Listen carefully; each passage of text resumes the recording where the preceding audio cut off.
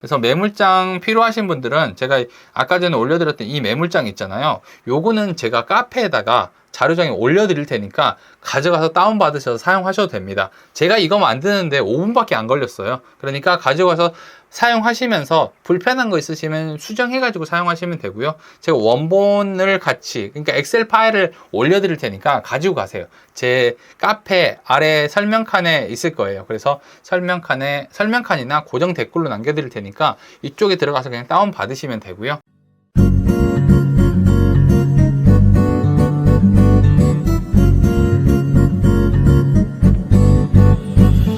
매물 접수장은 어떻게 사용하나요? 요거 물어보시는 분들이 되게 많아요. 매물 접수장 좀 주세요, 공유해 주세요, 이런 분들 되게 많이 있어가지고요. 제가 요거를 가지고 왔는데 주제를 요거 설명을 조금 드리면 좋을 것 같아요. 매물 접수장 여러분들도 사용하는 거 많이 있지 않나요? 매물 접수장은 사실 사용하는 분들이 되게 많이 있기 때문에, 그리고 공유하신 분들도 되게 많아요. 매물 접수장은 만드는데 한 5분?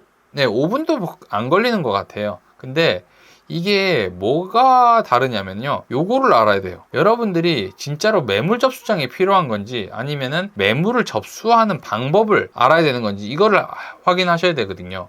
저 같은 경우는 사실 매물 접수하는 방법이 되게 중요하다고 생각을 해서 이쪽으로 하고, 매물 접수장 같은 경우는요 계속 바꿉니다. 편할 대로 바꿔요. 그냥 어쩔 땐 이걸로 썼다가 어쩔 땐 저걸로 썼다가. 왜냐면은 매물이 들어왔다가 나갔다가 이렇게 반복하잖아요. 그때마다 수정을 하는 게 아니거든요. 잘 안 돼요 이게. 그리고 나도 모른단 말이에요. 그래서 요거를 맨날 사용하는 게 아니에요. 그리고 실시간으로 되는 게 아니에요. 요게 잘 안 되더라고요. 그래서 매물 접수하는 방법은 확실하게 사용을 하는데, 매물 접수장 같은 경우는 나 편한 대로 사용하면 됩니다. 저 같은 경우는 여기다 사용을 해요. 여기다가 스프레드 시트에다 만들어서 사용을 하거든요. 그러면은 최소한 내가 여기다 만들어 놓고 수정하면은 핸드폰에서도 볼 수 있고 컴퓨터에서도 볼 수 있고 그래가지고 하는 건데, 요거 한번 보여드릴게요. 이런 식으로 만들어서 사용을 합니다. 이게 잘 보이시나요? 제가 사용하는 매물 접수장은 요거예요. 자, 매물 종류 적어 놓고, 그 다음에 주소 적어 놓고, 매매가랑 뭐 보증금, 월세 같은 거 적어 놓고, 연락처, 특이사항, 비고. 이건 이제 특이사항이라는 게 현재 공실인지 어쩐지, 현재 세입자 연락처라든지 뭐 어떻게 해줬으면 좋겠다라고 하고 집주인들이 요구하는 사항이 있습니다. 그러면 그 요구 사항을 적어 놓는 거고요. 비고란에는 제가 건축물 대장이라든지 등기부등본을 확인하고 특이사항이 있다라고 생각하는 것들을 여기다 적어둔단 말이에요. 그래서 요것도 사용을 같이 하고 있습니다. 이렇게 적는 건데, 사실 요것보다 좀 더 중요하게 생각하는 게 제가 뭐냐면은 아까 얘기한 것처럼 접수하는 방법이에요. 저는 사실 이게 훨씬 중요하다고 생각을 하거든요. 그래서 제가 사용하는 방법은 사실 요거 다이어리, 한 권의 다이어리로 사용을 많이 합니다. 요 다이어리로 사용을 하게 되면요, 이 안에 사실 빼곡히 뭔가 적어 놓기 때문에 까먹질 않아요. 그리고 만약에 앞으로 돌아갔을 때는 다시 메모가 있기 때문에 보는데요. 요게 되게 유용하더라고요. 접수 받는 방법 자체가 좀 달라요. 그냥 맨 종이에다가 물어볼 것들을 적어 놓는 경우도 있고요. 혹은 대화를 하면서 내가 필요한 부분들을 적어 놓는 경우도 있습니다. 어떻게 오셨어요? 라고 물어본 다음에 저쪽에서 어떤 얘기를 하는지를 메모장에 계속 적습니다. 다이어리에다 계속 적는 거예요. 그러면은 얘기를 많이 해주시는 분이 있고, 혹은 잠깐 얘기하고 끊으시는 분들이 있단 말이에요. 그러면은 끊으시는 분들한테는 제가 다시 질문을 해요. 그러면 이 매물은 어떻게 볼 수 있을까요? 이 매물은 얼마일까요? 연락처는 어떻게 되실까요? 이런 것들을 물어보는 거고요. 아니면 끊임없이 얘기해 주시는 분들이 있단 말이에요. 그럼 이런 분들한테는 제가 말을 끊지 않고 그 안에서 포인트들을 적어 놓는 거예요. 그러면은 상담이 되게 잘 된단 말이에요.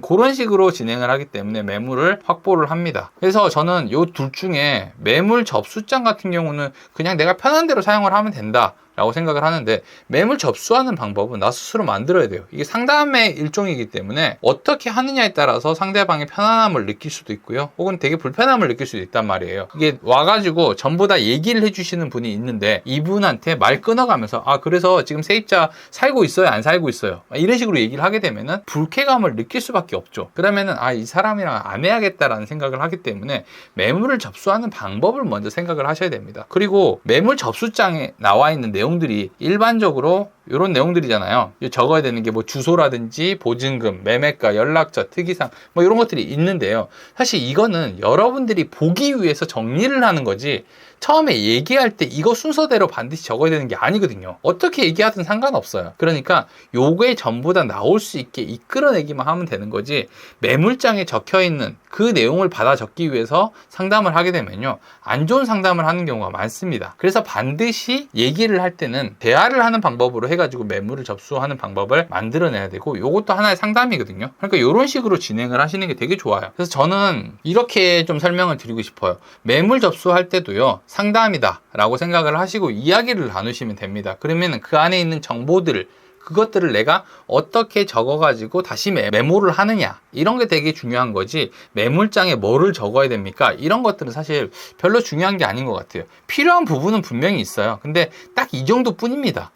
더 필요한 게 많이 없어요. 우리가 더 적어야 될 내용들이 거의 없다는 거죠. 세입자가 보일러가 고장이 났다, 이런 것들이 있잖아요. 이런 것들은 특이사항이나 비고칸에 나중에 적으면 되는 거기 때문에 이런 건 중요하지 않아야 들어가야 될 내용들은 그냥 편하게 적으시면 되고, 추가하셔도 되고 아니면 줄이셔도 상관없습니다. 저 같은 경우는 왜 이거를 매물 접수장을 많이 사용을 안 하냐면은 제가 안 보게 되더라고요.